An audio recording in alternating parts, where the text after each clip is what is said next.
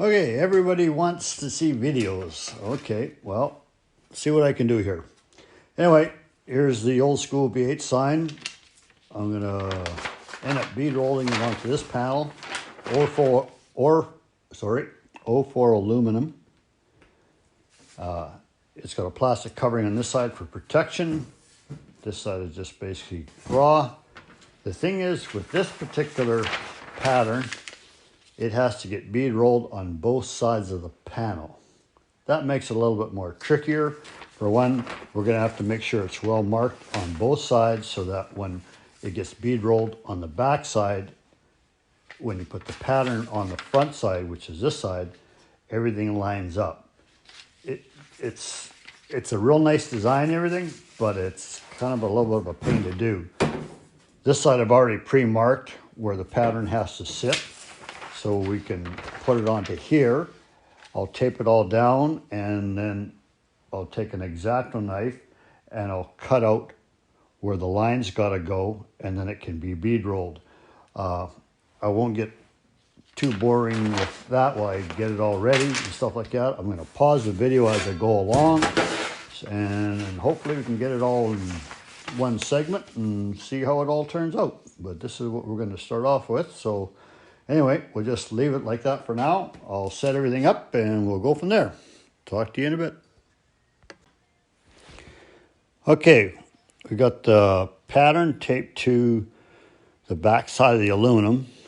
I'm going to take an X-Acto knife and I'm going to follow these lines that I need to be bead rolled outwards so that they show up as high spots on the good side of the panel.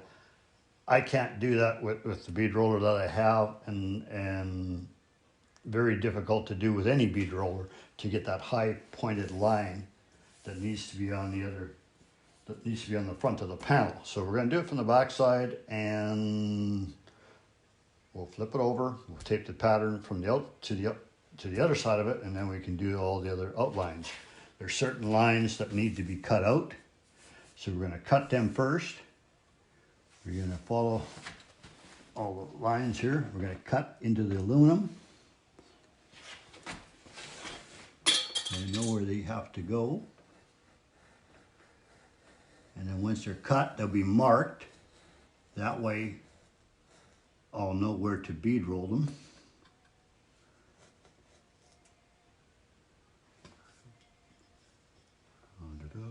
Okay. These are all the high points that need to be brought out. So let's just cut them through.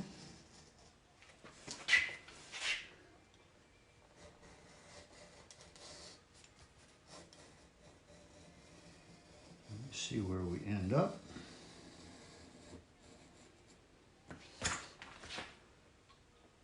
I've made little holes in this pattern so that they're marked.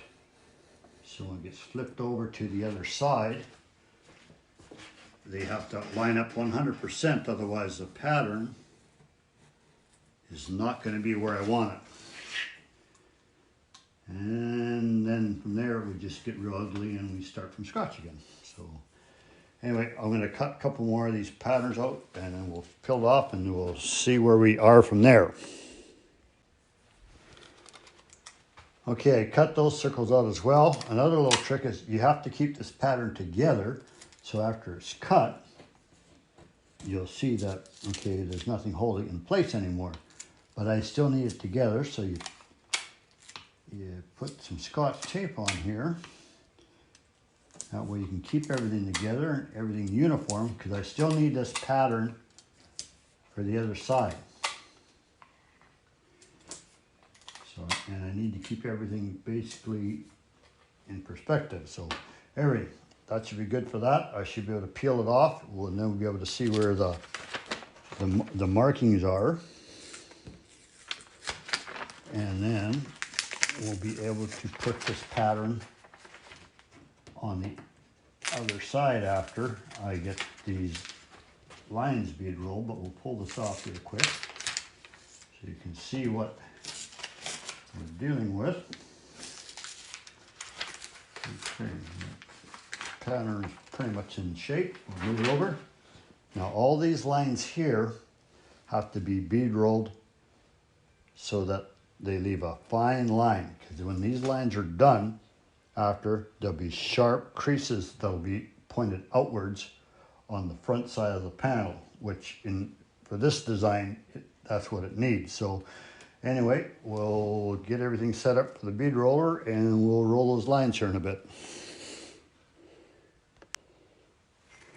Okay, this is the redneck roller. Most of you guys have seen it and commented lots on it and stuff like this. It's a basic 18-inch Woodward Fab bead roller that's been modified with a 1/2-inch electric drill, a starter drive, and a ring gear from a small block Chevy.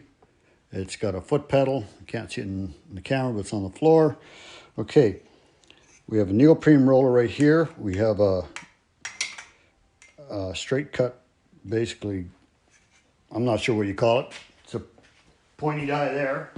And what I need to do is I need to make a pass on it like that, so it pokes through the outside. So if you actually set it up here, I've already predetermined my depth, so I can just clamp it in like that.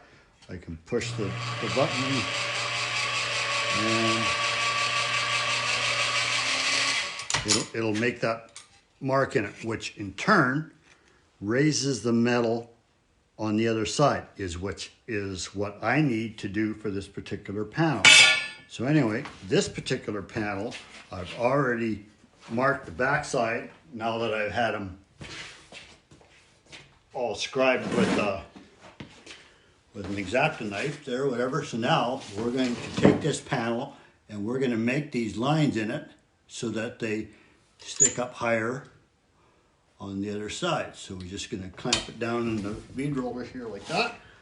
Get my foot switch a little closer.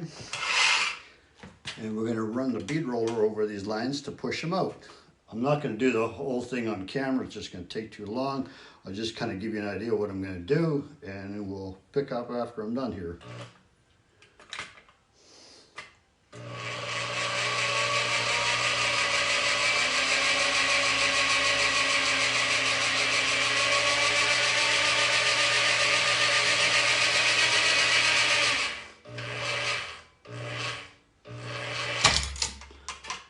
Okay, that's one line.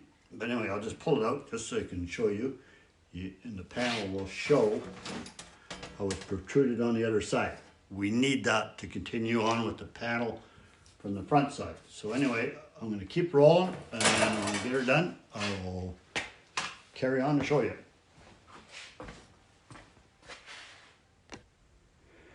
Okay, I finished up doing all the lines in the panel. You can see they're all indented in from the reflection here. This is just a marker on here because my old eyesight's getting a little worse and I need as much help as I can get. If I flip the panel over, you'll notice all the lines you can see from the front. Now this is what this panel needs for this particular pattern, because all these lines here are sticking out on the design. So the ones that go up here, up there, and up there, there, and the center ones in the circle, they all stick out. So that's why that had to be done from the background. So anyway, they all stick out. We're going to tape that pattern onto here, mark it all off so I know where it all has to go, and then we can roll the front side of it. Hopefully it all lines up.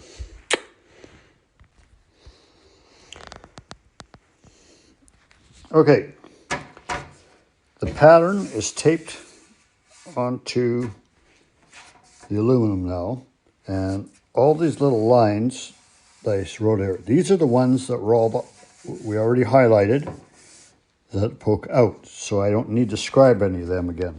So anyway, what I'm going to do now is I'm going to take an X-Acto knife again, and every other line I'm going to scribe. That way, when we put it on the bead roller, we know exactly which ones we have to use a step die on and bead roll all them to get the pattern and the effect that we want. So anyway, I'm going to do this. In the meantime, you can go have a beer. I'll be a couple minutes. Okay, I cut everything out with the X-Acto knife, like all the lines and stuff like that, except for the ones that were already pre-done on with the bead roller. I untaped this, and now when I take this off, I taped everything together on the pattern as well prior to taking it off. That way you can either reuse it again, plus also if you take it off and you miss the line, you can probably set it back on again. If you look, you can see all the scribe marks in there. Now I'm going to highlight all them with a marker so my vintage eyes can see them. And we'll set the bead roller up with some step dies, and then we can start rolling that. So anyway, that's kind of where we're sitting at right now, and we'll just keep plucking away at it. How's your beer? Okay, I ran a marker over all the lines that I scribed, just so you can kind of see where the outline of the bead roller has to go. For this, we're going to use step dies. Here we go. Saw one on top. We've got a step die, which is going to step the material down. So that'll always have to be on an inside curve, I guess, depending which way you're going. The other thing I did is I ran a whole bunch of tape along the bead roller so it doesn't do any more scarring on the metal than I would like. I already preset everything for depth and width and spacing on the dies, so hopefully I won't have to do any more adjusting as I go. Anyway, I'm going to mount the camera. I'm a one-man show here, so I'm my own cameraman, bead roller guy, whatever. I have to do it all. What I'm doing is I've got a jack stand with a broomstick, a couple of clamps. We're going to clamp the phone to the stick, and that's how we shoot the video. We're pretty high tech. Anyway, bear with me for a minute, and I'll get everything set up. Okay, we got the camera strapped to the stick. Bead roller set up. Here's our panel. We're going to do a few lines here to show you what I'm doing. I'm not going to do the whole thing on camera, otherwise you could be here all night. Anyway, this is set up so that the drop goes in. So we want to follow this line going around this way then. For the simple fact that if you don't, the line will go the other way and then it won't be set up properly. Like I said, I'm not a professional. I'm a novice just like anybody else on here. I watch a lot of different videos from different bead rollers. There's guys like Jamie Jordan, Stephen Friesen. Like, these guys are masters at their trade. I just like doing stuff myself, and in turn, if I want to do that, I got to learn a little bit. But also in saying that, I want to make sure I do the best job that I can. And in order to do that, it takes a fair amount of practice. So now I'm going to run a bead across here, and hopefully everything stays in place. And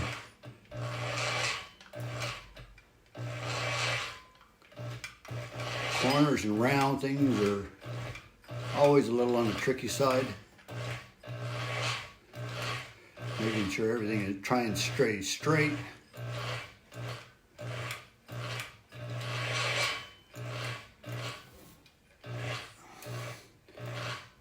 It's going to take a while for this to go around, but anyway, we'll do a couple lines here. Pop that one off. I'll pull it out just so you can see on the back side here. That is that line that I just made right there. So it indented the metal on the inside. So that's the inner circle. So we have to keep on doing the inner circle. I always like to try and work from the inside out, because sometimes if you work on one end and go across, you're either going to run out of room this way, or sometimes if the panel gets a little warped, it's a little hard to maneuver in the center. Learned that the hard way, but that's okay. I seem to learn everything the hard way, so anyway, I want to make sure that this is lined up really nice before I clamp it down. Point of no return here, so anyway, we'll keep on rolling here a little bit. Okay,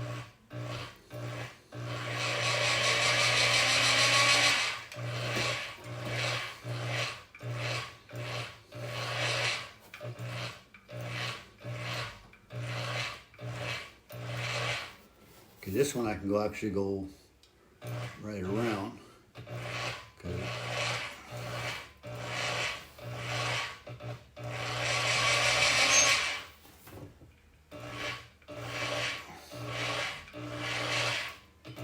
Said I'm as novice as anybody here, so I'm just showing you the way I do it. Not necessarily the right way. There's probably other ways to do it. This is what I know. This is what works for me. Okay. Try and keep everything flat. I should probably have a table on this old bead roller, but I haven't gotten around to making one yet. I keep everything nice and flat, but it's not bad.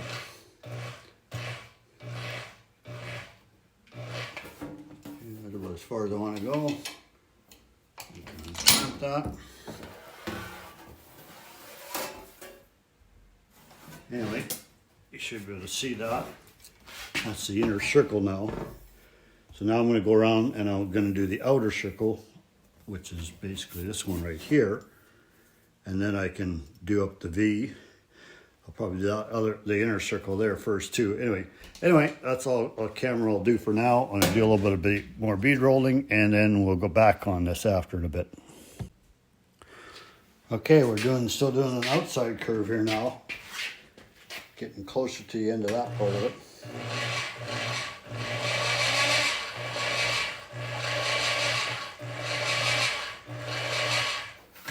Try and stay close to the line as best I can.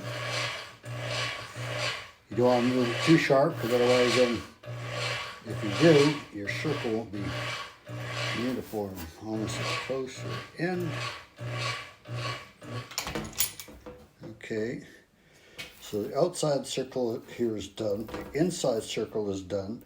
I still have to do the V. I did the outside circle here, but I ran into a little problem right here.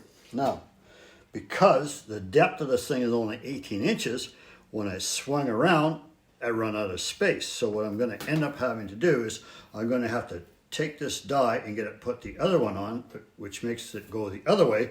Then I can continue around and I can finish this right here. Because if I turn this around, you can see right here, this isn't rolled right here. And that's because I couldn't reach it, because old redneck here, he's only got an 18-inch deep throat. If I had a deeper throat, the metal, I could have fed the metal a little farther without bottoming out right there, and we could have completed that circle. But so you got to improvise, and you end up switching out the die. Then I can go back around and I can do that end of it. So just another step, but it'll work out. So anyway, we can roll the V and change out the dies for that, and we can get that part done. So the biggest thing with this stuff is setup. Plan it out. You know, pay attention to what you're doing. Just don't hop on the bead roller and think you're going to do art or whatever. Hell, I've been doing this for years, off and on, not steady. And I learn every time I get on here. And every time I fire this thing up, I'm rusty, because I just don't do enough of it. So anyway, I'll continue rolling this all out, and then we'll take another look at it once it's all done, and we'll go from there. See you in a bit. Okay, now I change out the step die to the other direction, for the simple fact that I'm going to need it, because if you see, one goes one way, one goes the other way. So I'm going to have to do it that way. So now I can fill in this small area that I couldn't reach before. So now I know it's turning in. So We'll just start back a little ways from where it was before. That way I can go around it. Hopefully stay in the same track.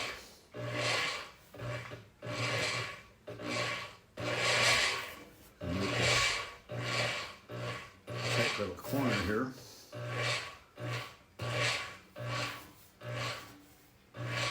And hopefully don't screw it up. That's the last little piece.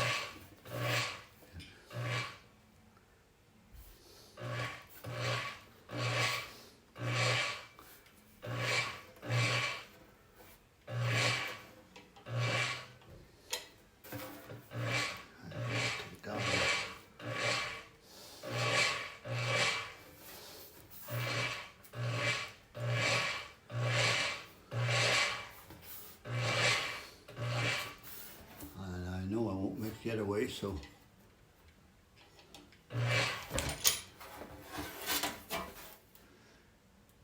yeah, pretty good. All right, there's the back side of the pattern before we unveil it, so kind of shows what we're doing. I think what I'll do is I'll peel all the stuff off it. We'll get a better look at it, and then I might have to go after and maybe widen out some of the beads, but it's looking pretty good.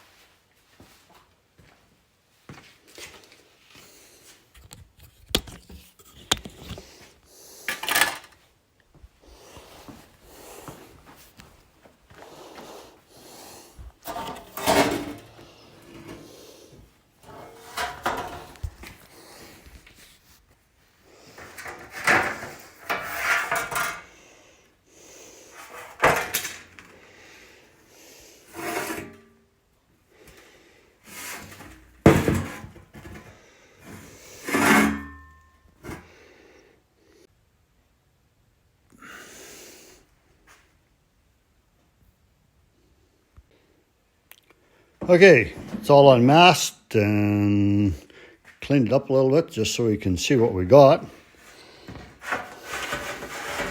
Turned out pretty good. You can see all the nice highlights where it was bead rolled from the back side, and then all the step die work from the top. It's pretty clean. There's no scarring, which is nice because I don't like a lot of scarring in my product. I'd rather, if I'm going to put sanding or scarring in it, I'd rather do it my own, not by the work of the machine. But anyway, I'm going to end up, I will probably scuff the outside of this. I think I'll leave the V8 shiny. I'm probably going to end up, I'll roll an edge on it yet, and I'll probably put it in a frame. This one I think I'll hang on my wall because it's pretty good. I did learn a few things from this one that I'll apply to the next. Like I said, these are panels I'm practicing on because I have a couple that I have to do for a project here in the near future. So, and I want to make sure that when I do them, they're as good as I can get them. Like I told you before, I'm a novice. I'm not an expert on this. I do it in my spare time when I have time. And otherwise, I do other things like build cars, interior work, ride motorcycle. I do all sorts of stuff. But anyway, hope you enjoyed the videos. If you want to subscribe, you can go to Lomerc49, LOMERC49 on YouTube, and also you can subscribe to Over the Top Rod and Custom. It's another one of my pages. Basically, it's the same site, two different names on it. You can subscribe there. I'll probably post this video on that site once I figure out how to get it off my camera and do a little editing on it, because this is new to me. Like I said, I'm a one-man band. This is it. I do everything start to finish. So hope you enjoyed it. That's all I got for now. Have a good one. Talk to you later.